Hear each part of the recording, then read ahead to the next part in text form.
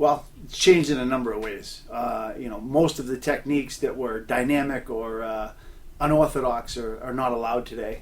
So katagurumas and tegarumas and things like that were counter techniques or sacrifice techniques just aren't allowed anymore, which it really limits the number of techniques that you can do in a match. It really slows down the game, in my opinion. When I work out today, it's very frustrating to get out there because both people get a grip with two hands, and now you're limited to maybe 10 attacks that you can do. A Sasai, Soto, Ochi, Uchimata, Harai Goshi. They're big techniques, but there's not a lot of variety, I feel. Also, the game's changed. But there wasn't the world ranking list when I competed, and so a lot of times when you went to events, there was no such thing as a seed.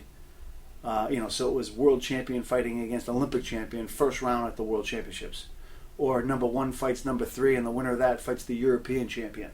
Today, I feel as though the athletes have a much greater possibility and probability of medaling consistently at every event because they're seeded. Top 8 are seeded at most of the events that you go to. So you only have to beat 9 and below to reach the medal rounds. So I feel like our athletes can be more consistent today than days of old.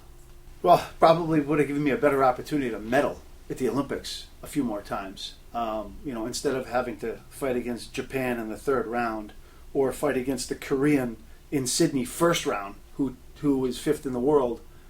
First against 5, first round at the Olympic Games is not a good draw. So I think having a top 8 seed and not having to fight against the other 7 best in the division until the quarterfinals would have set me up to be in the medal rounds probably at every Olympics.